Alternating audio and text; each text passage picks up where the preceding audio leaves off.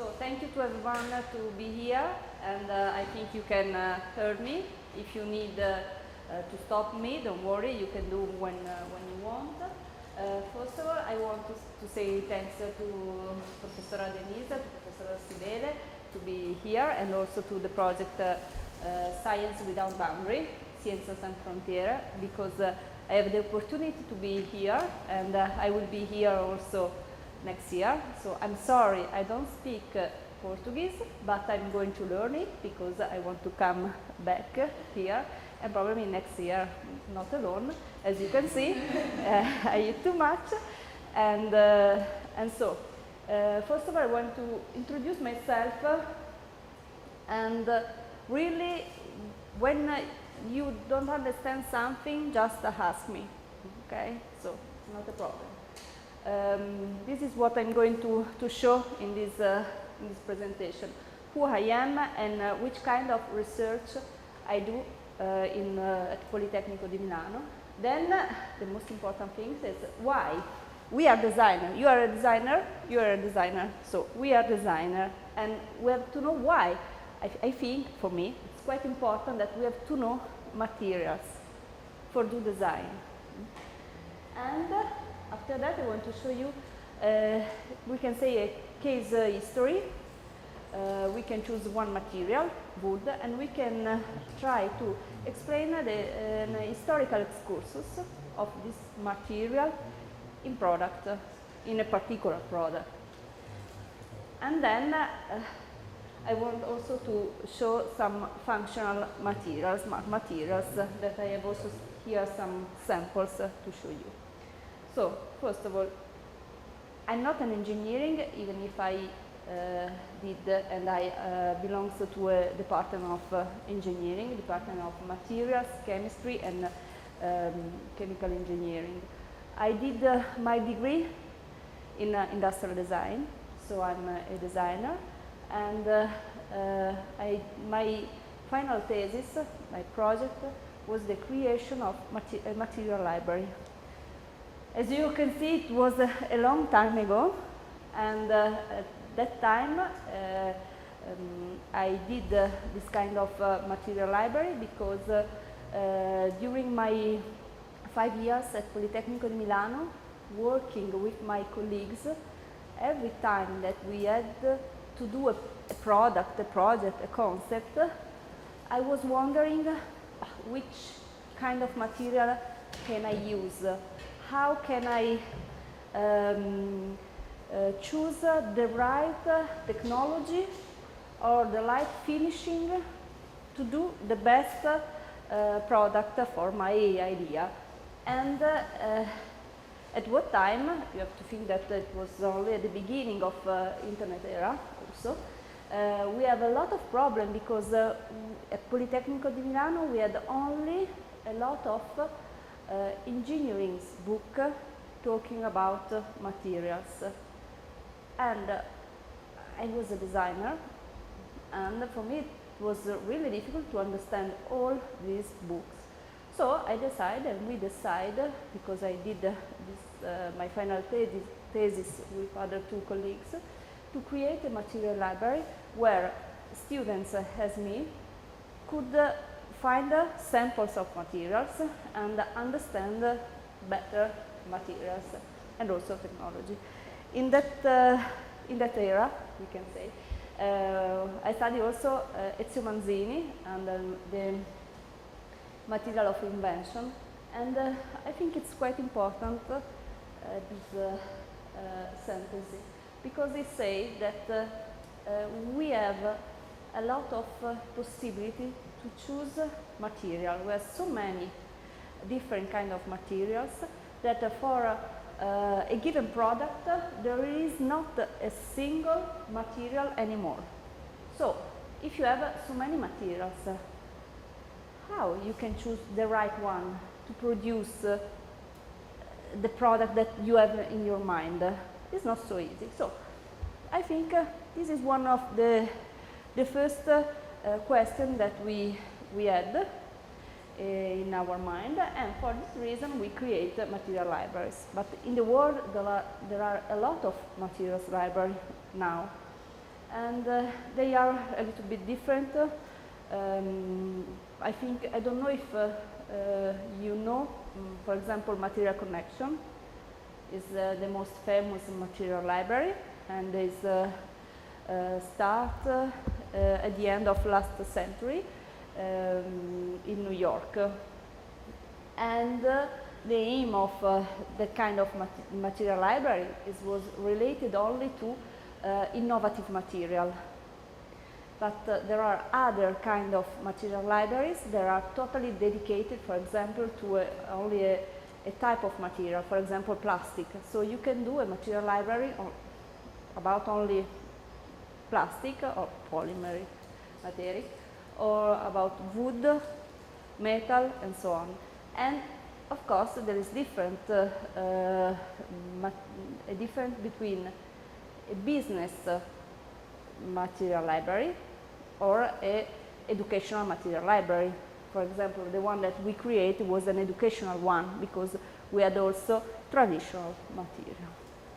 The first time that a material library has to have is, of course, to have the possibility, give the possibility to consult, to give the opportunity to the student, to people, to designer, to find a sample of materials. And you can have a physical archive, so sample, but also a database. It's quite important that the physical archive and the catalog, the database, have to be coherent. So you can also find samples, even if you are not physically in the place, but you can look for a particular materials when you are at home or in the other part of the world. This kind of centers are always in progress because we have so many materials that you will never finish to collect all samples of all materials. And another important thing is that the creation of this kind of material libraries give the opportunity to discuss, to create a discussion about the theme of materials and the theme of materials in the product, in the design field. And there are also a lot of material libraries that organize events on materials. And you can find a lot of information, you can find a newsletter, and so on. You can create your own knowledge about material. There are also some negative effects. For example, I think sometimes you go in a material library like go in a supermarket. Okay, I can take one of these, I can choose another kind of materials, and without thinking about really what we need for our product. Maybe we choose only some fashionable material, some trendy material because it's trendy, but without think that is seriously is the one material that I need for my product. Maybe it's enough using a polycarbonate or another kind of traditional material. This is quite important. And of course, there are some material libraries that are that have a business orientation, and could be a problem. For us, of course, we are in the university, and it's totally different. But if you work in a material library, it could be difficult. Here you have not all, but some material library, but I'm going to give it to my presentation to Professore Denise, so if you want, she can share without any problem. And I have also, she has also my presentation about all the material library, so if you want, she can give you. So, I told you, material and design was my material library. It was the last century when we started to do the physical archive, and because we were thinking about students and how and what they have to learn about materials, we collect not only innovative material but also traditional material. Now, as you can see, we have 5,000 samples of materials, a lot of sample of materials. And one important thing of the material libraries is the possibility to connect the university system with the world of industry. We work at Poli Tecnico di Milano a lot with industry, and I think this is really good for designer, for our students, because they can understand, they can really understand the needing of industry, and they can work together with industry. And when we collect samples, important things is to consider engineering properties and also the sensorial property of samples. Last year we moved our material library. We are of course in Milano Bovisa campus. It's not a campus like yours. This one is the best one I never saw, because it's really a nice campus. We move the physical archive, and we change name in Materiali. And that was because finally we put all the database, all our samples in the university library service. So now when students from Poli Tecnico di Milano, but also I think other people who are connected to our website can make a research in Materiali catalog and can find all the samples that we have. And this is the reason that we change name, we change location, and so on. And of course, I don't remember how we did a connection also with Materiali, that is your material library. So thank you. Under construction, but now you have a material library, and so we share information about materials in this place. Okay, so after my final thesis, because I was so curious about materials, I did, for me, a PhD in material engineering. It was not so easy because I think, I don't know if you have the way to speak to engineering. They are in this way and we are in this way. And so sometimes it's not easy to understand each other. But I did my PhD because I think we can try to understand their language. So we have to understand their language to take the information about materials that we need for our project. So I did my materials engineering in a particular surface treatment. The name is anodic oxidation of titanium. And after that, I started my research activity. Now, what I try to do is to develop nanotechnologies and to study traditional and functional materials, to try also to transfer all this kind of technology to the field of design, architecture, and textile. Do you know the meaning of nanotechnology? Yes? Yes. No. Also in Portuguese, it's okay?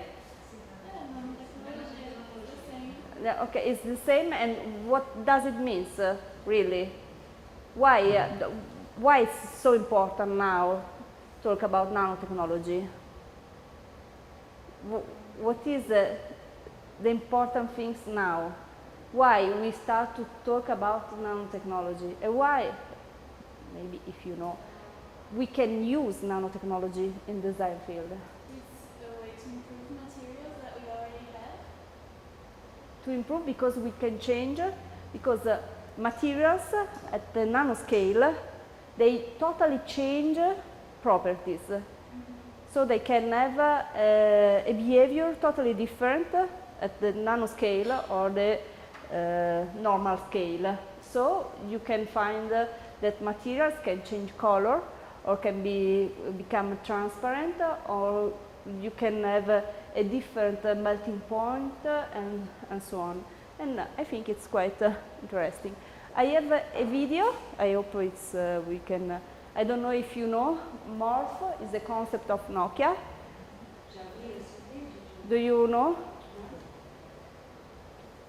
Can I show it? See? Because I think it's an old one. Because it's an old one. But I think it's quite interesting because you can see how in the future we will use nanotechnology in a product that is a design product, because it's something that is a phone, so a mobile phone, probably, not only mobile phone.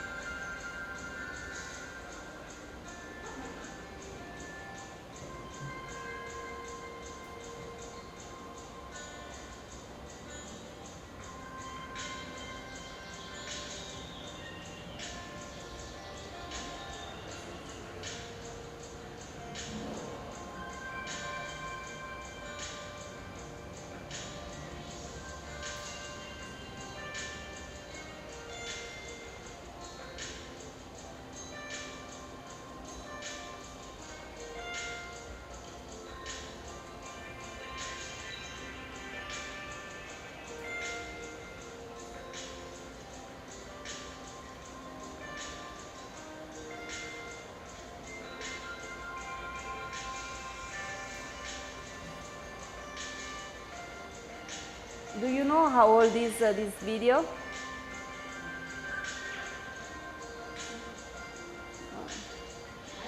8 anni fa. It was 8 years ago. Or 7, 8 years ago. Yeah.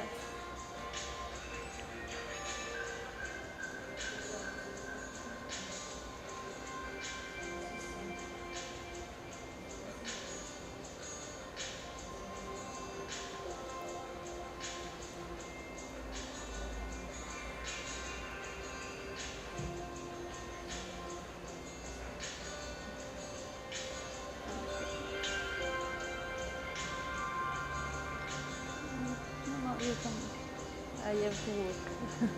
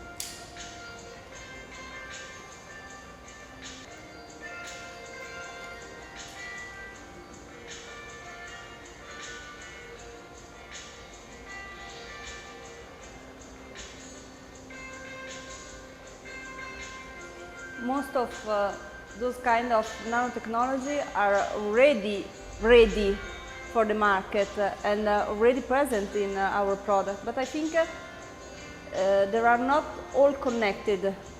We don't have any product like this. This is really a concept, and probably in the future, I don't know when, but I think the challenge will be connect all this kind of nanotechnology to obtain this kind of product.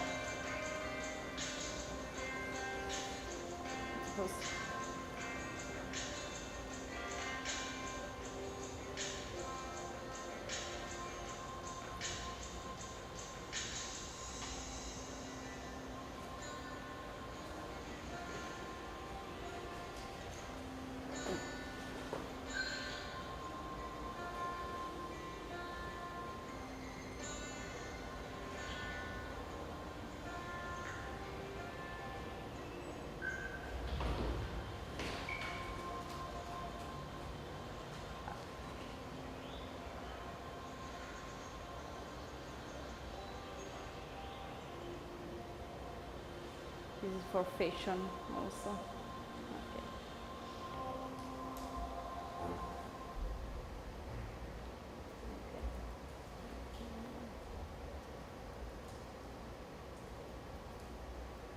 Okay, so this is I don't know how many of you already have seen this video.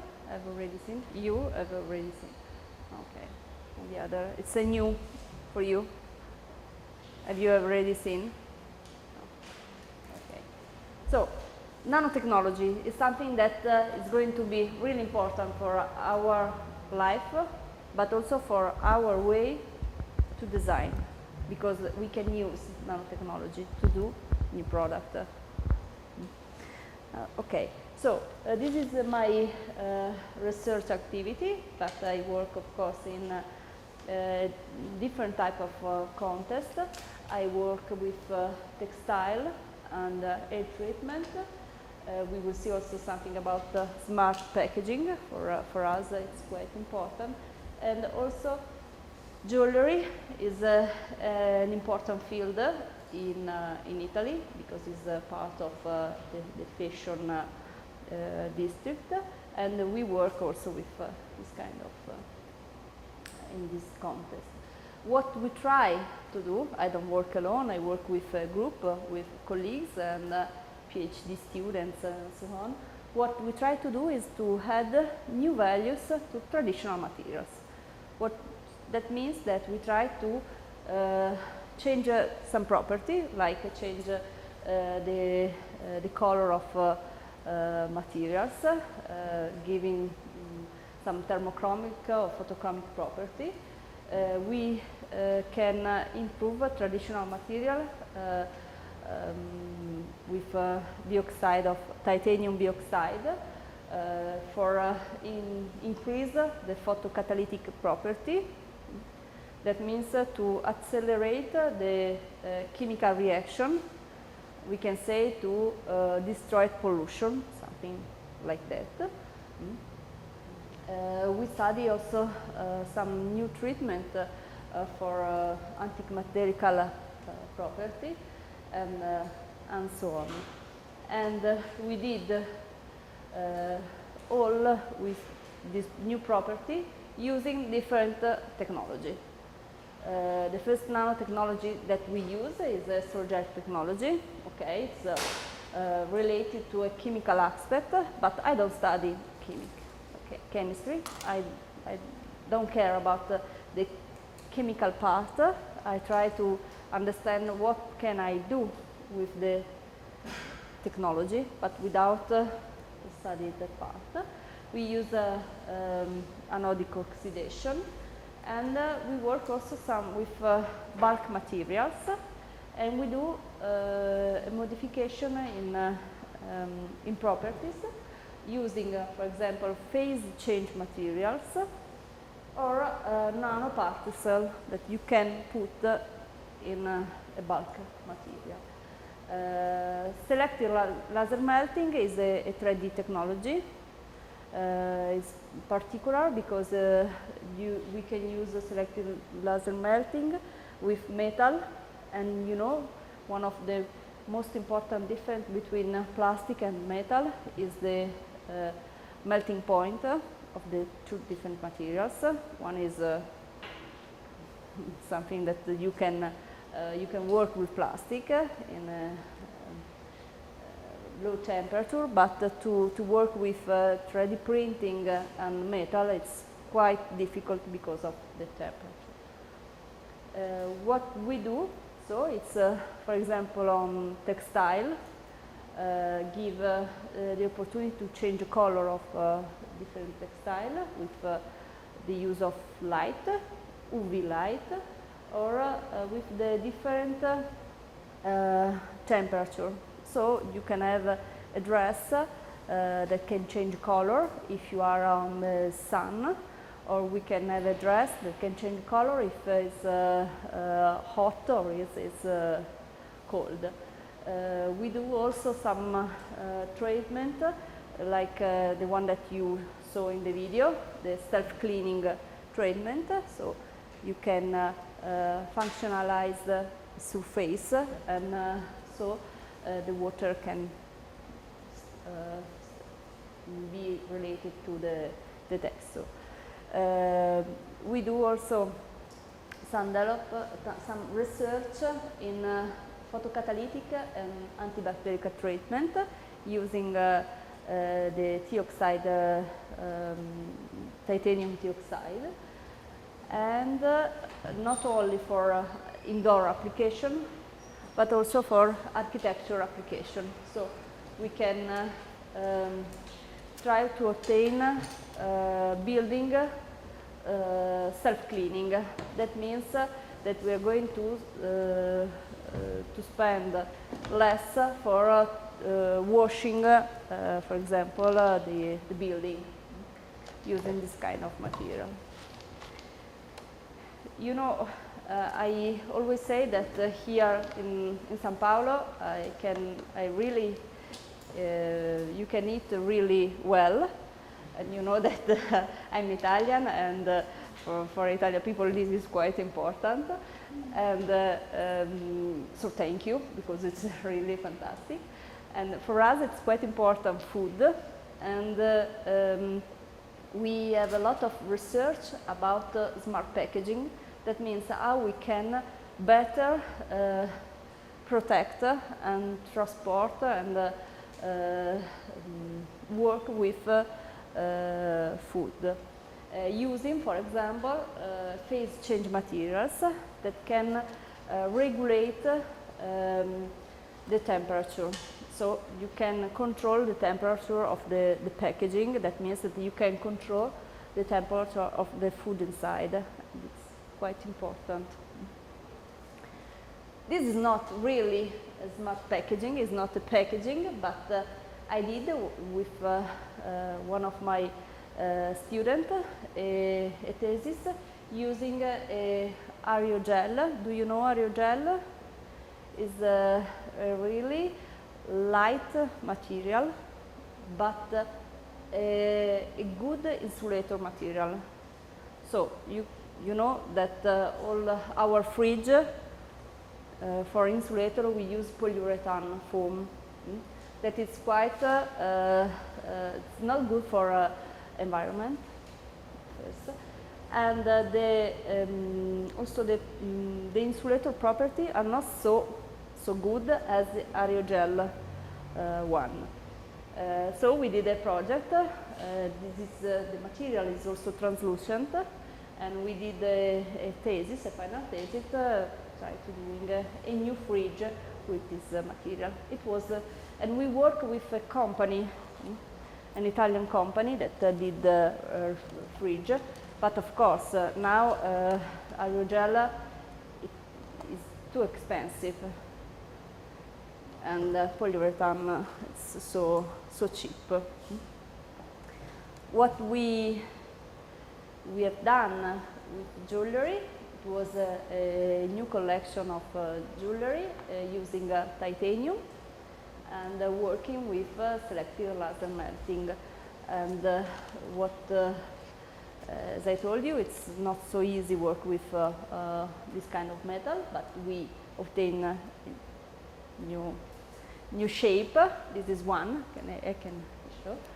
And as you can do with all the 3D printing, but it was more than 5 years ago that we start this kind of research. Then we also color titanium. I can show you also color of titanium. And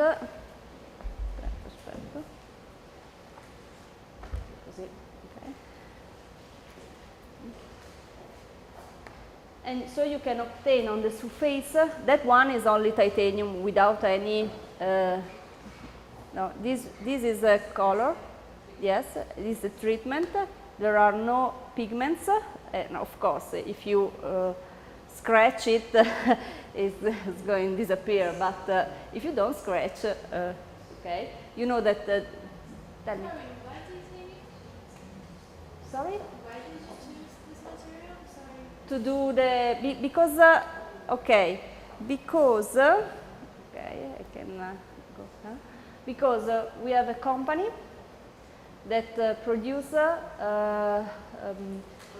prostheses for body, and for do that kind of prostheses use titanium, because titanium is it's one of my material that I really love, because it's light, really light, but it's strong. It's you don't have any problem with body, so it's perfect for implant in the body, and you can color the surface without any paint, without any pigment. It's only, and then the color is due to the interference of the light. So it's something that you see, but there is no pigment inside, and that can also improve the osseointegration of the prosthesis in your body. It's not only a color or aesthetic treatment, it's something that improves also other characteristics. So we had a project with this company that the company was doing a prosthesis, and we decided to do something different. We decided to try to use this kind of technology working with jewelry, because of course titanium is expensive, the technology is quite expensive, and the best place, the best field that we find to show this kind of relation between titanium and this kind of technology, it was the field of jewelry. So we realized a lot of jewelry, studying all the process to obtain it. Then we color also some of those jewelry with all the scale, the chromatic scale, and at the end we obtain a collection of the jewelry, with working with a designer, with people working in the field of jewelry, but also designer. So we realize more than realize all this kind of object, and we did an exhibition in Triennale, that is one of the important place in Milan to have an exhibition. Oops. Grazie. Obrigada. Okay. Okay. So this is what I do since I finished my final thesis till now, more or less. If you have any question, I'm here. But we can start to think, why should designers and architects be interested in material? Why do you think we need to know more about materials?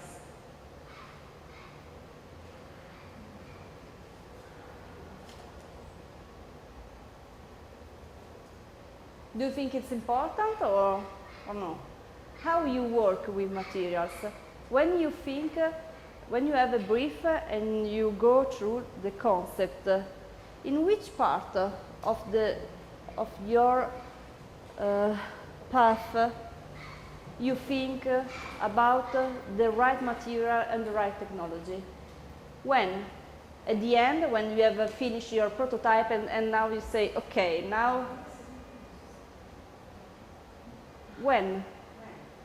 At the beginning, at the same time you can conceptualize in your mind, you have to keep in your mind the material, you can get the form with that material, cost, property.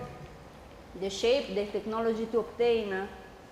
Everyone do. You make a list of everything your product should do or be, and then afterwards you research and choose the specific material who will help you, your product attain those needs, right? So you choose the equipment that the material has to have.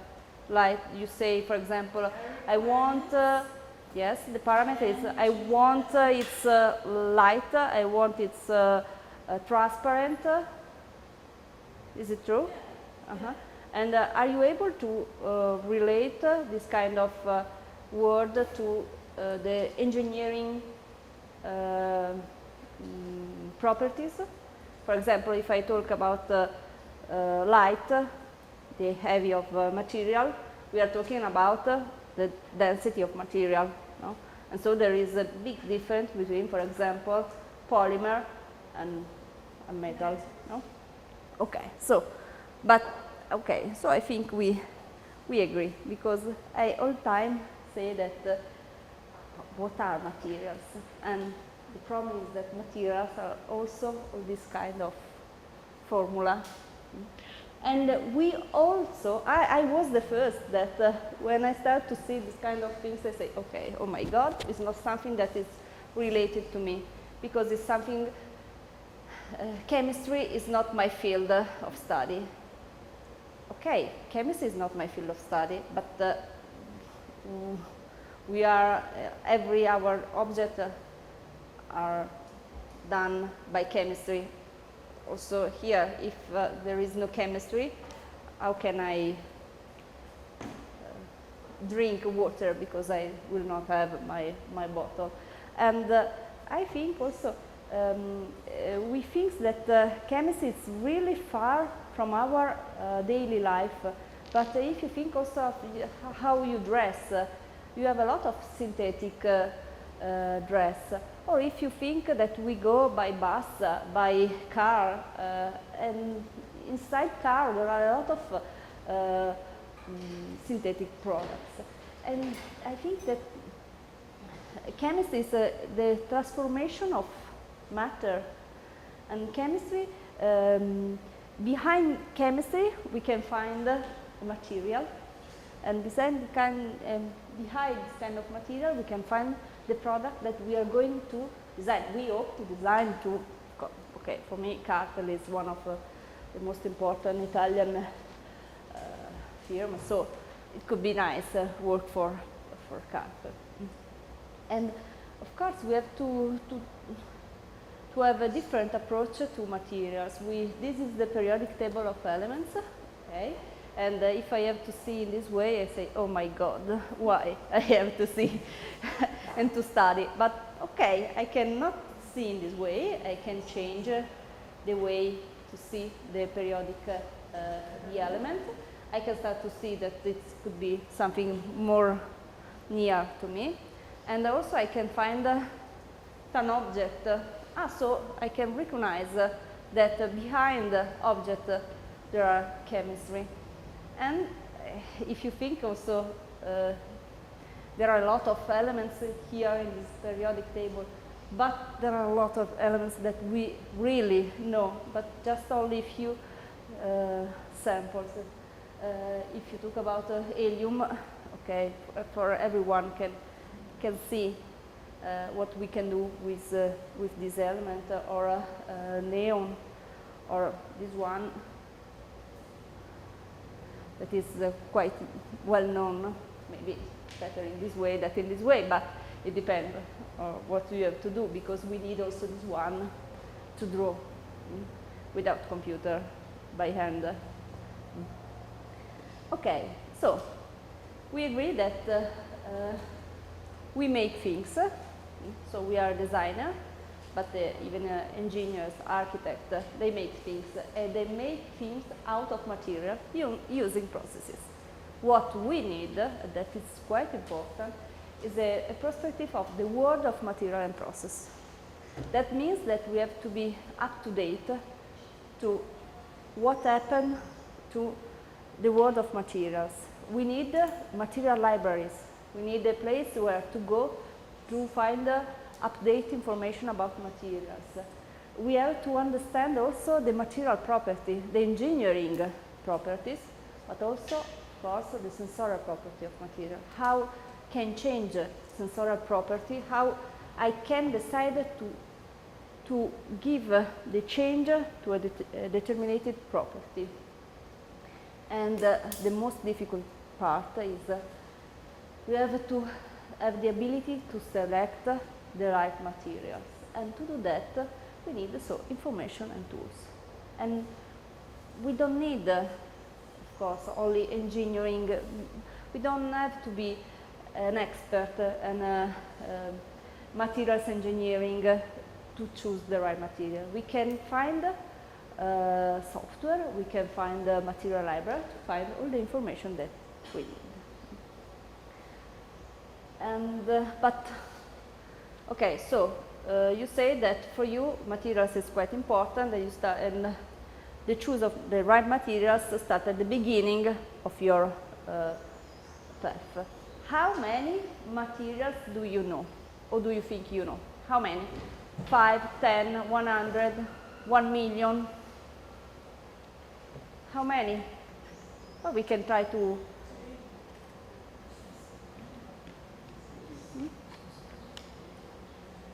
Hundreds?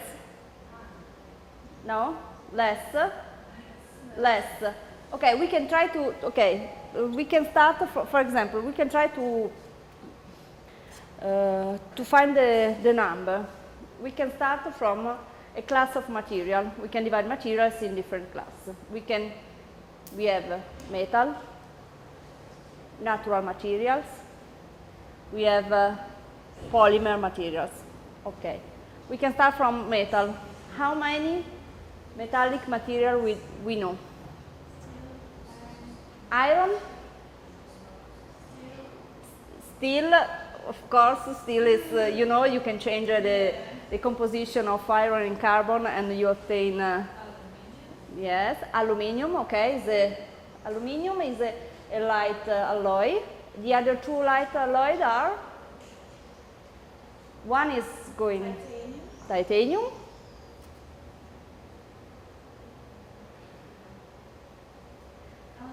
Magnesium, I don't know if it's, yes, because if you think, I don't remember, but quite a long time ago, Apple tried to do an hardware in magnesium because it's really light. Okay, so the three light alloy. Here we have steel and we have aluminium, and then copper. We can have alloy with copper, okay, bronze, okay, and then silver and gold, okay, of course, but you use every day when you think in a new product, only when you work in jewelry probably, but okay, silver and gold, but okay, we can say we have to arrive to 10.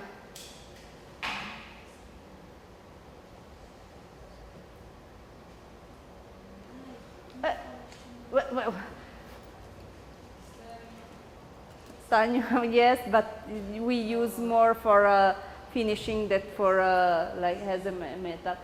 Okay, 10 metallic materials. Now we have to find 10 polymer. It's easy. Now for you, no, because you are doing your PhD, no, so it's not too easy. So 10, please help me. You can, if you don't remember the name in English, you can say it even if in Portuguese. So it's, I can understand, or we can start to count. It's just plastic. Oh my God! Oh my God! You know that the department,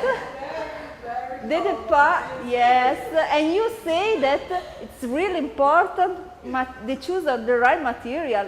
Plastic, you have a plastic that is really heavy and one that is totally transparent, one that you can flex, and one that is totally rigid or and fragile. They are totally different. And you have to think that I belong to a department. The name is Material, Chemistry, Material Engineering, and Chemical Engineering. Giulio Natta. Giulio Natta was the one who won the Nobel for chemistry because he was the one who invented plastic. So you can say something. In Italy, at Poli Tecnico di Milano, plastic, there are so many kind of plastic.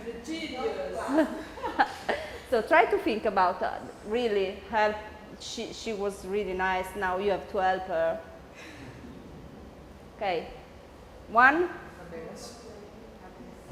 ABS. Okay. Okay. PLA, but it's a biopolymer. I want to be in a traditional material now. Polystyrene. But yes, but you are a teacher, so it's not something that is no. Okay. Polycarb. The transparent polymer are, and the other one is acrylic, but we can say polymethyl methacrylate. Okay. And another transparent.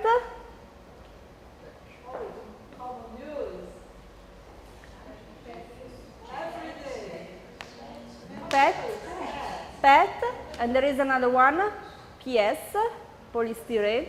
Okay. Okay, so we are going better than metal, I think, metallic. Okay, and then what we have finished? How many?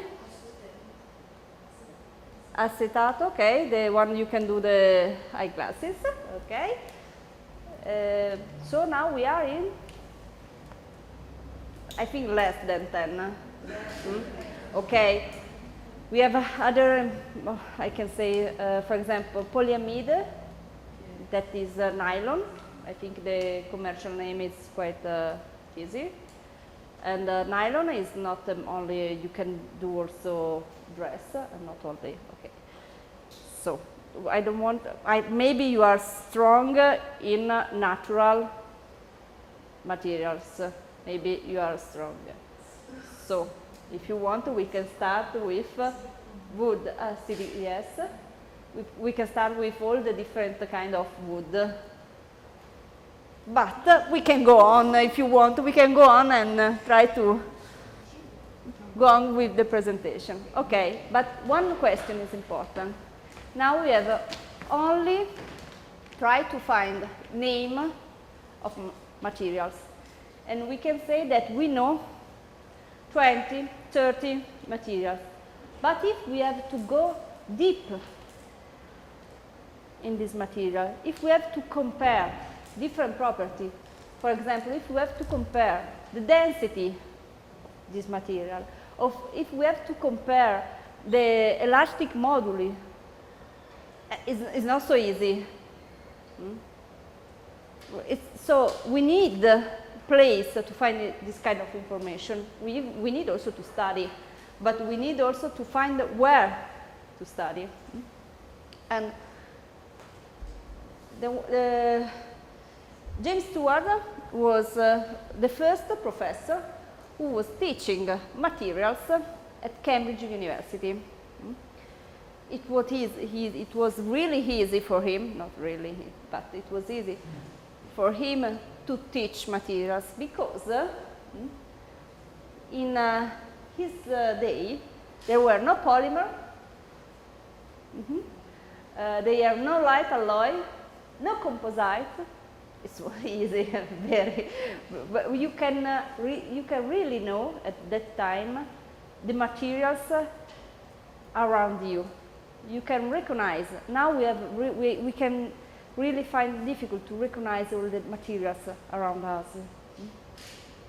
And now we have really a huge amount of materials, and we can only name 20 materials. How can we manage with a number like this? How can we choose the right one? And I think that it's quite important also to understand that really there is no era in which there are a develop of materials like that one. If you think of the prehistory era, man has it's not the only problem to find materials. They work with natural materials. The challenge for man of that era was how can I make object from natural materials? How can I shape materials? And the materials were so important for the evolution of man that we give the name of an important area of our evolution. We say that there are the stone area, the copper area, the bronze era, the iron era. So they are so important. Then there was some important revolution, of course, the Industrial Revolution. They made possible new materials. There was the Chemistry Revolution with the new polymers. And now we have so many materials. We have composite materials, a lot of materials. It's really hard for everyone to recognize materials. And I think we need, but we can be a little bit, how can I say? Okay, there are so many materials. I can stop to think about material. I can delegate someone else to choose the right materials. I think it's not the right way to work. We need to find the right information for our product. And Cornish was one of the books that I read when I was doing my PhD thesis, say that the activity associated with the technology of materials generate a large amount of information, and that is really true. All time I speak about material, but when I talk about material, for me it's important also to talk about materials and process. Without process, I can do anything. I can have a nice materials, but if I don't know also the processes to work, the technology to work the material, to give, to shape, to give a shape, you know, they are all done with different kind of technology. Can you recognize the different technology, more or less? It is quite important. So we have to correlate materials and technology, shaping technology, but we need also to know also the surface treatment, because we can obtain different color, but surface treatment is not something that can give color, but that can protect the material from corrosion, give durability to our product. And another important thing is all the technology related to the joining, because we try to do a monomateric product, but just have a look at this chair. We are a lot of different kind of material. They are connected in a different way, and so we have to study also how I can join this kind of different materials and this kind of different shape. For this reason, we say that materials yes, then can have some effect on to us. But it's the way we use that really influence our life. That is okay. We can make an example, and we start from cadeira. In Italian we say sedia. Okay, and we have a lot of different ways to. You are a designer in your life. You are going to design the cadeira, I'm sure, because it's something that. And we are going to design cadeira, light, a lamp, because it's something that we have to do. And we have a lot of way to design a way to sit. A lot of different shape. We can start from this chair and think the evolution of a chair and using a material, a wood material, not as something really difficult material. I think the traditional material for us is wood. For us as Italian people, but also for us as Brazilian people, I think it's the most well-known material because it comes from our tradition. And what we can do about wood? It's so important, wood, that it's really the most versatile material. We can do everything with wood. We can do chair, but we can use, and this is quite important, we use wood also as a fuel in a lot of parts of the world.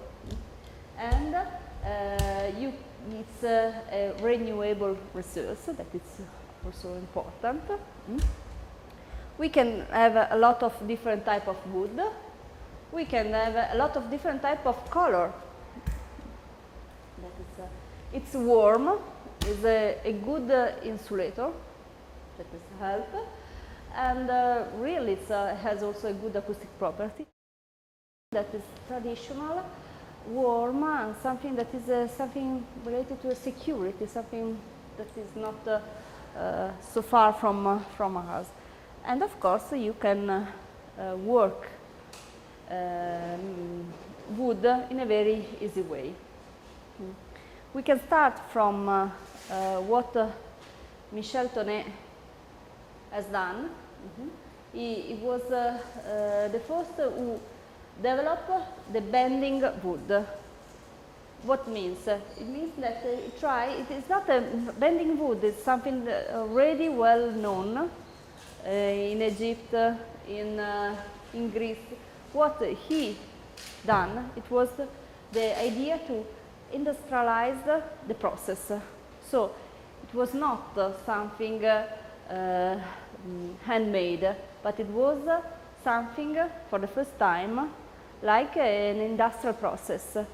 And is also patent the process to, of course, protect his idea.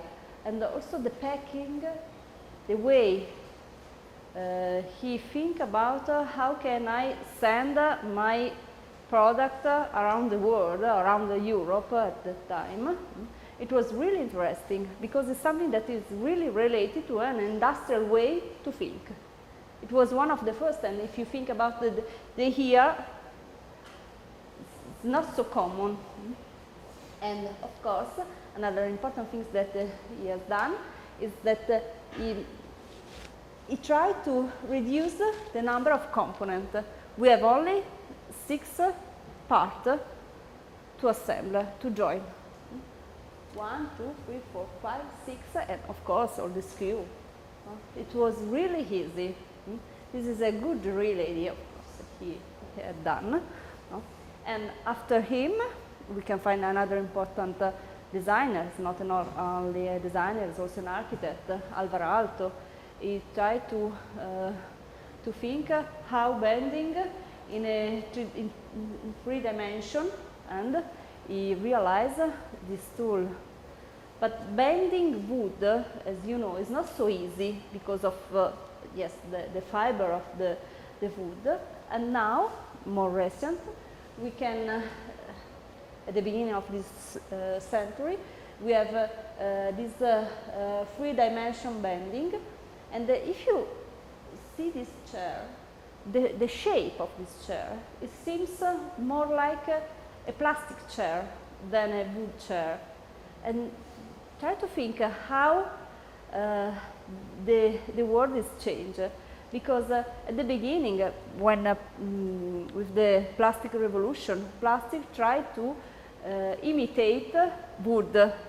They born as something similar to wood. And now it's wood that try to seems like plastic, because he has to be, there is a competition between different materials now. No? And so what we can do with plastic, we want to obtain also with different kind of materials. So we want to obtain shape like this, that is really more near to the plastic way of thinking. And we have also different kind of wood. For example, the multi-layer, like this one, a coverflex. And using wood, you can, this is an Italian, I don't know if you know, sorry, is an Italian designer, Paolo Ulian, who did this bench table with this part that is in wood and is bending, so you can move it. And of course, wood is light, but we can, with the new technology that we have now, we can try to have wood lighter than before. For example, La Leggera di Riccardo Blumer is not an Italian, is a Swiss one. Of course, alias, the company is an Italian one, I'm sorry, but I have all my references almost for my, but not all. What he realized that he can try to think in another way the chair. He produced different part of the chair. He glue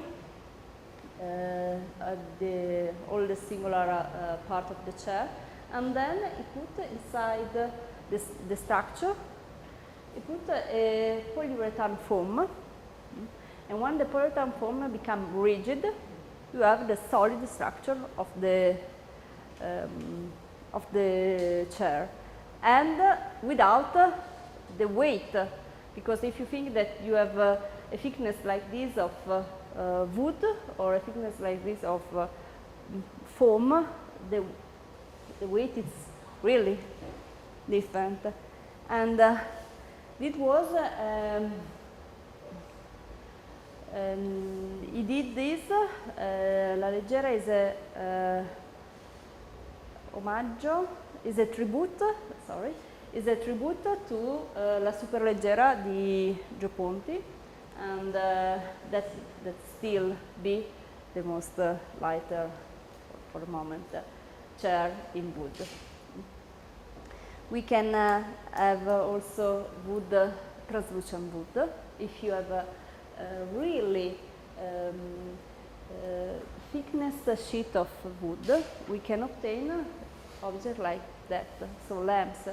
How you can think that wood is something really hard, and in the same time, the main time, I can think that it could be so like transparent and translucent that can I obtain and design a lamp. But I can also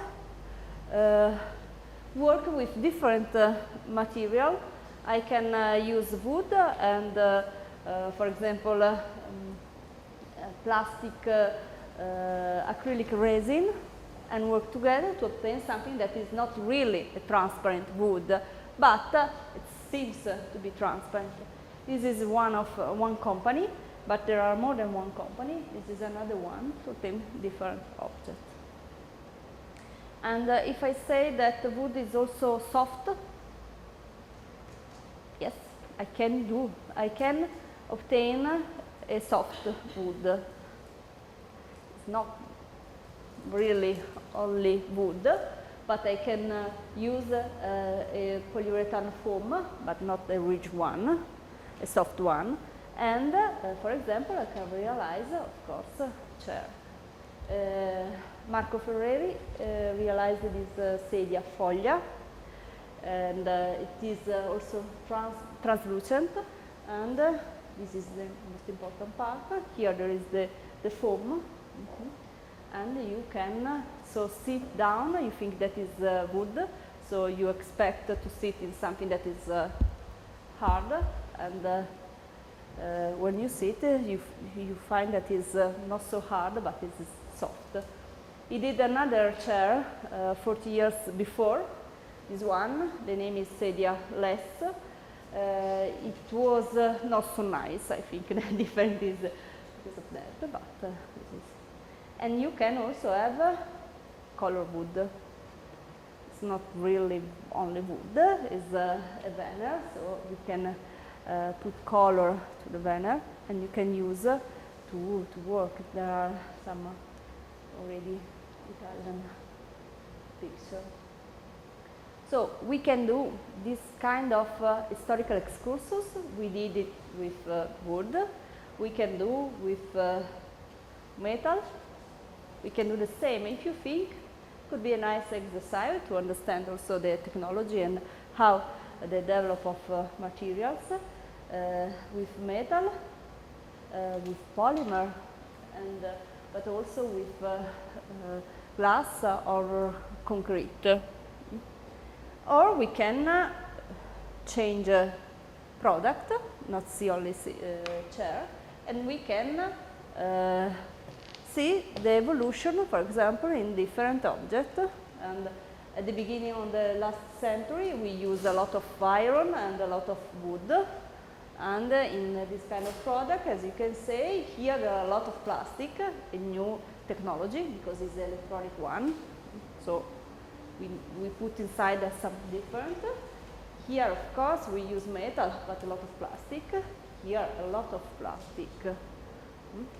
Other products that change totally, completely the materials, we can find, for example, light. We start with tungsten. That is one of the elements of our table. And now we use LED. Or think about, of course, phone, something that you will never see. We see in the past. The only things that change less is the toilet, I think. Because the ceramic, still ceramic. Okay, maybe you can change the shape, but. And you can do this exercise also with other products, for example, transportation product. That is quite interesting, because now, of course, here we use a lot of composite. We start from wood and we arrive to composite materials. And to make how can I say, a summary of the evolution, we can say that at the beginning of the century, the last century, there were a limited material palette, so it was easy work with material. And in the middle of the last century, we have new materials, the plastic revolution, till now that we have a lot of materials. Of course, we can say that now we have also new technology, not only this. We have 3D printing, and we have other important technology. And what is the future? What we can think about the future? We can say, of course, we are going to have more materials, but I think the revolution will be the evolution of functional materials. And functional materials is the last part that I'm running, because, okay, the last part of this kind of presentation is about what are functional materials or smart materials. Okay, functional materials, okay, so there is no something, okay, it's something that I can show in this way, is something that have a property that can change in a reversibility way. That means that you need an input, a stimulus, and the stimulus could be a variation on temperature or the presence of UV light, for example, or a chemical reaction. This is a stimulus. Our material can change, and the output, the response, could be a change in dimension, in viscosity, the change in color. So we have an input and we have a change. If we remove the input, the important thing is that the material come back to the original state.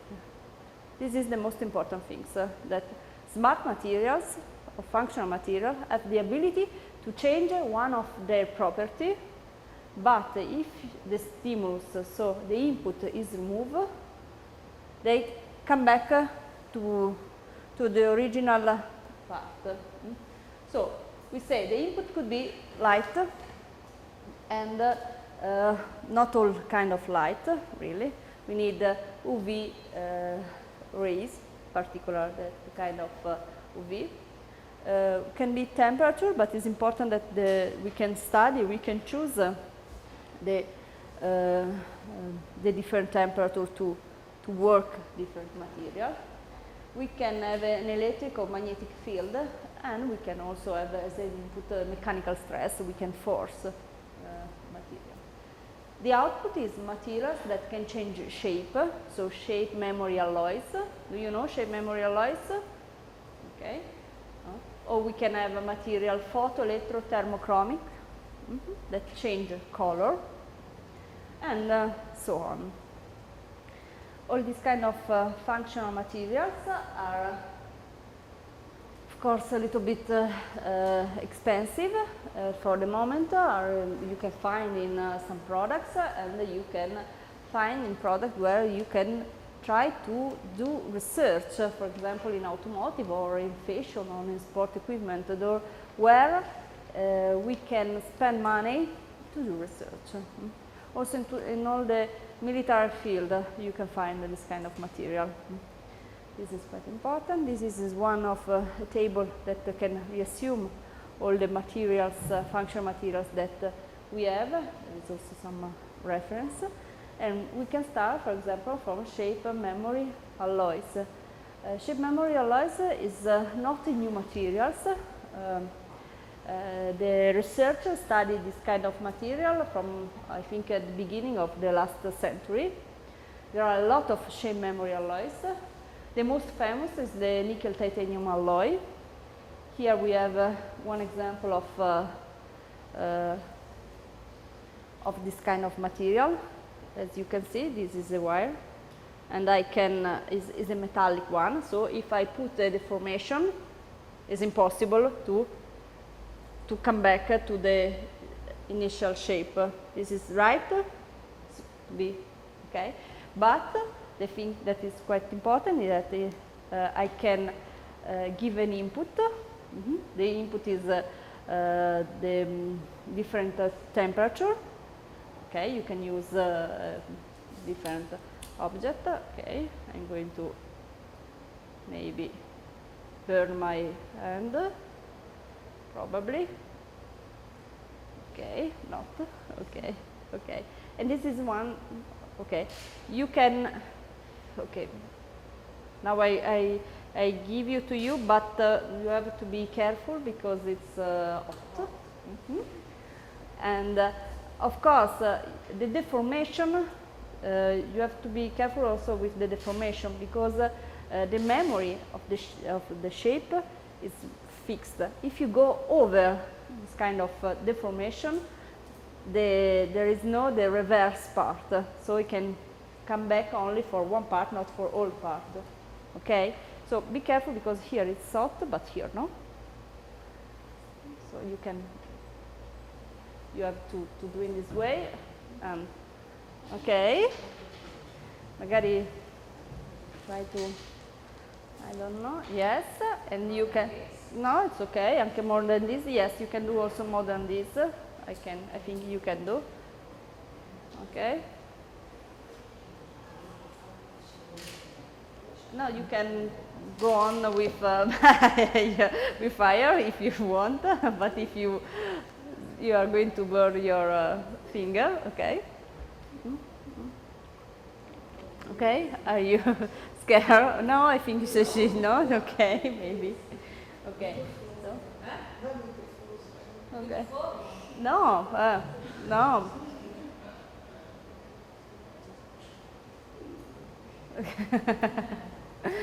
No, really, is a you know, is a metal. So metal is a conductive material.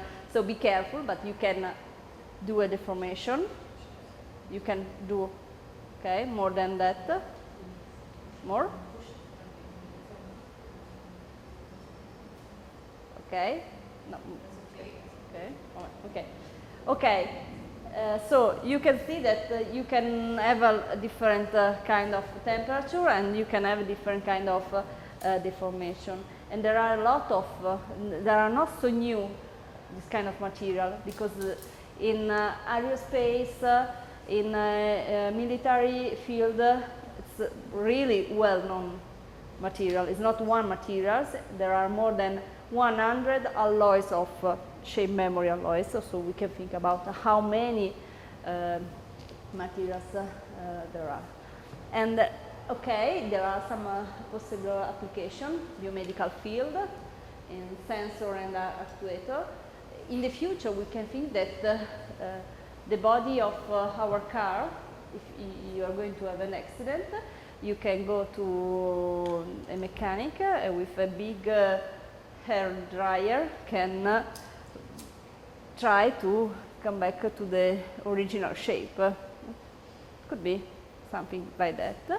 But for the moment, the application is quite common, and there are also a T-shirt like this, because the important thing is not the wearability of the technology. So you can think that you can work with this kind of material and work in a textile, for example. Okay, okay. And in fashion, I don't know why I have to have a dress in this way, but it could be interesting. I don't know. You know, I think one of the problems this kind of material is that are really nice or interesting. There is the effect of wow, a surprise effect, but sometimes they are not find the right product. It's something that could be more useful. How can I say? And you can find also in a mechanical application, for example, if you need to join two different parts of metal, you can use this kind of material. You can put, you can try to put some metal part, and you can eat this part, and he can deform its shape and do the joining. Or you can find the application in this lamp. And when it starts to become heat, the lamp is open and give more light to the ambient, or like this one. There are also some super elastic devices. So it's not a shape memory alloys, but it's another property that we can use, that is the super elastic. So the possibility to come back in an elastic way. We are using biomedical devices, but also in eyeglasses. It was quite famous, I think 20 years ago or more than, a titanium super elastic materials. We have not only metal smart shape memory alloys metal, but also polymer. Here we are some example. Of course, the application are in the biomedical field. But what do you think about have some fasten that you don't need any screwdriver, but you need only heat to change the shape of the fasten, and you can sew in this way disassembling in a fast way product. Could be interesting also this kind of or for people who have problem with hands, you can design the right tools. You can change the shape of the tools, this part of the tools, and to really give the right shape that they need. So this is some example. Okay, there are also some important things. We can also have some stupid object, but for children or would be really nice. You can have the hair of your Barbie in carry or not in this way. This is only a joke, but something that exists. Okay, if we change and we go to the color changing material, we have a photochromic material, thermochromic, and so on. Here we have a photochromic materials. The producer is an English one, the reversa called James Robinson, and here you can see the all color how change. And we need this is a plastic, and inside plastic there are the functional material. It's not all functional material. There are some power that works in this way. Okay, it seems that is only plastic, but if there is a UV light, and we find the UV light here, we can have a change of color. If you have some light, you can find, or I have to stay here for all the evening in this way. To show you, I don't know if you can see, but I can show you later. They become violet. I don't remember the right, I don't know. Okay, but anyway, you can see later, so we can go on. We have all different color, but you can see. We can see now. It's not really, but maybe also some lamp of a phone working the same work. Okay, and so I go. Okay, here you are some other samples. I have to close, I think. Denise, yes, so I go on in a rapid way. We can have also thermochromic material. Here I can show you only some sample of different thermochromic application. And also in textile you can have this kind of possibility. A lot of really useful application. Okay, but if you think, sometimes it's not useful, but now for me I have to think about a bath. For example, if you have to know if the water of a bath is hot or not, you can put something like that. Or for food. Okay, it's not something, or there is, this is something that I really think that is something really kitsch. In a shower, you can have different color, and you can change color depend on the temperature of the water. But sometimes it could be also there is a poetry in this kind of object. I don't know, you don't use this, but we have, because sometimes we need it. And it could be nice that it's the wallpaper is without flower, and with warm hair, you can have a color on your wallpaper. Or we can have also some useful application, because we can change with color, but we can change with temperature, but not only high temperature, we can change also with low temperature, and so we can put this kind of color on the road, and it's something that doesn't happen here, but in Italy sometimes we go under 0 degree, and if you go by car, there are a lot of risk for the driver. So if you can see the change on the road, the change color on the road, you can know that there is ice on the road, and you can be more careful for that. So there are a lot of other kind of electrochromic materials. I go rapidly to, because I have to close, I think. We are near a finish. We have other example of photoluminescent materials, and this is nice because we can they can emit light without using electrical energy. We need only UV light.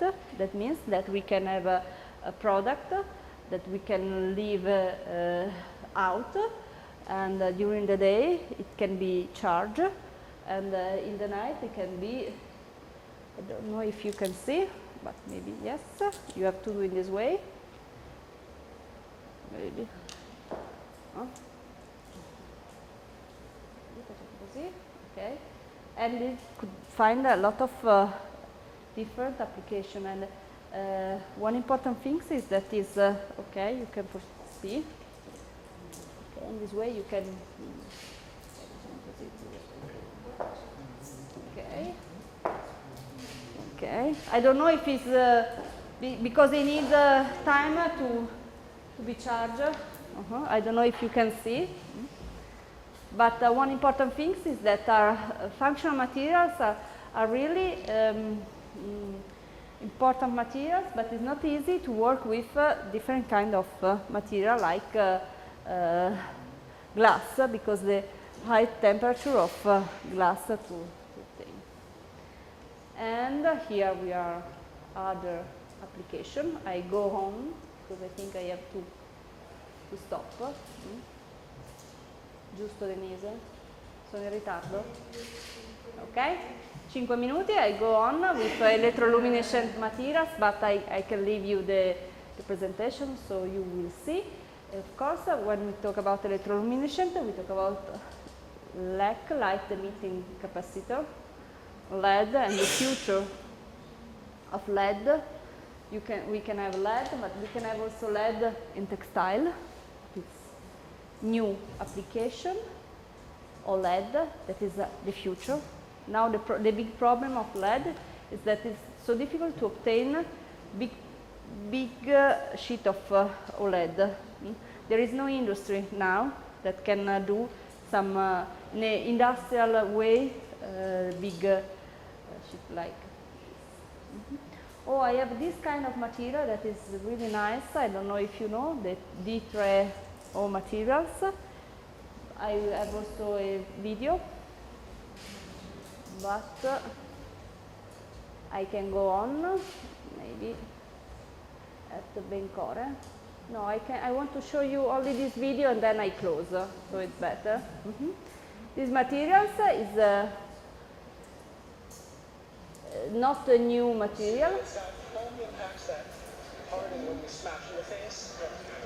So let's see a demo real quick. Okay. Sorry, no? Okay, you can see anything?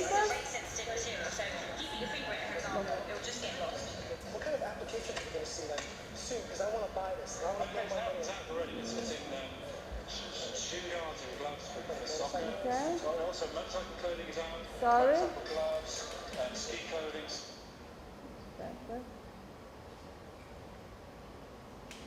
This is like a polymer. It's I can show. Okay, now yes, it's a polymer. It's soft, but it's a new material that changes its properties. And if you give